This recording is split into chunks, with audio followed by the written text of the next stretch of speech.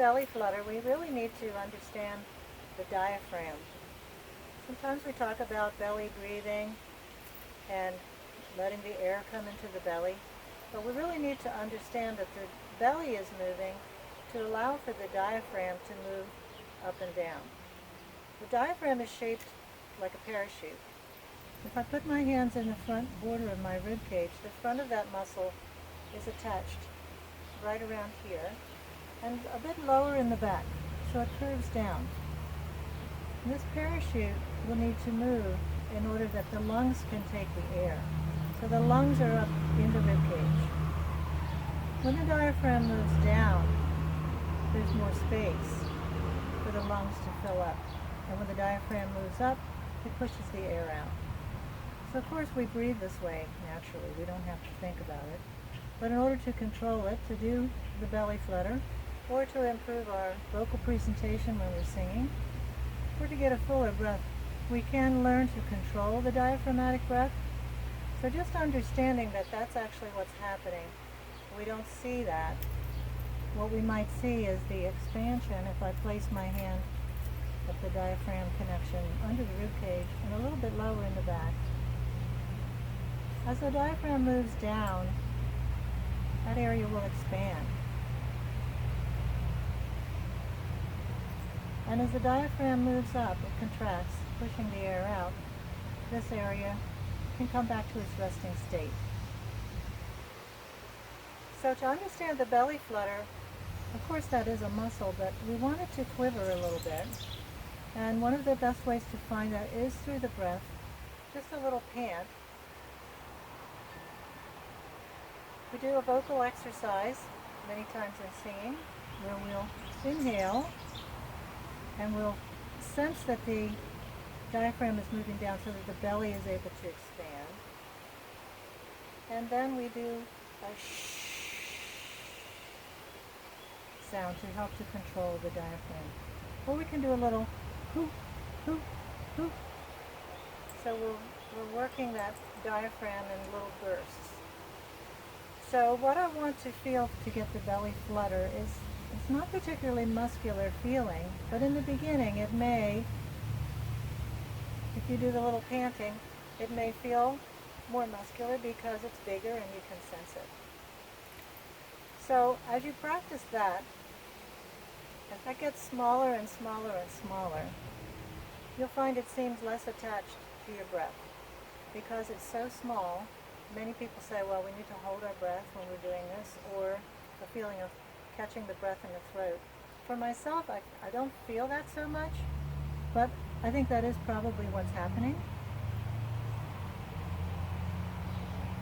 So it doesn't feel very breathy, but it is from the sequence of breathing of the diaphragm moving up and down, and then moving smaller and smaller, until you're just getting a little bit of a quiver in the belly. So you may want to start with the muscle coming in and out, if that helps you, and then make it smaller. But in the end, when you actually develop the quivering, this barely feels muscular to me at all. It doesn't even feel a lot like I'm breathing, but I know that there is breath coming through there. Again, back to the feeling of pumping the belly, and then expand the belly, and then make the hoo, hoo, hoo, hoo, hoo. So I'm feeling the tummy going in as I'm expelling the air. This again is just waking up your sense of the diaphragm, training it and tuning in so that you can access it very easily. It takes time though, and it doesn't take time of lots and lots and lots of hours of practice, but you're lying in bed in the morning where you're nice and relaxed, you can practice it. I finally found mine when I was in the hotel lobby waiting to check into my room, and I had a jacket on, and I thought, well, I'm just going to try to let this happen, and it worked. It was very, very easy.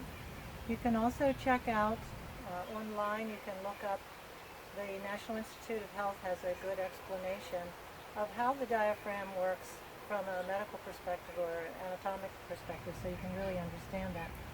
Because we can't see the diaphragm, and we're not actually breathing in our belly. We're allowing the belly to expand in order that this dome-shaped muscle can move down so that the lungs can fill up. And so this is where we see the expansion. This is where we can feel between our hands. We're actually feeling the abdominal area allowing the space for the diaphragm to move, and then the diaphragm moves up again, and that's when we pull the belly in. In yoga, there is an exercise called a vacuum that you can look also, which will help you to access that area. But again, it's going to transmit from a very muscular feeling to a non-muscular feeling that is related to the breath. But at this point, I don't feel that I'm breathing heavy in order to produce it. So good luck. Practice a little bit at a time and try different methods, because not everyone learns the same way. Not everyone feels the same way. And you may feel that you have to do the big muscular movement at first. But at some point, you have to change the way you're thinking of it, because it needs to be more reflexive.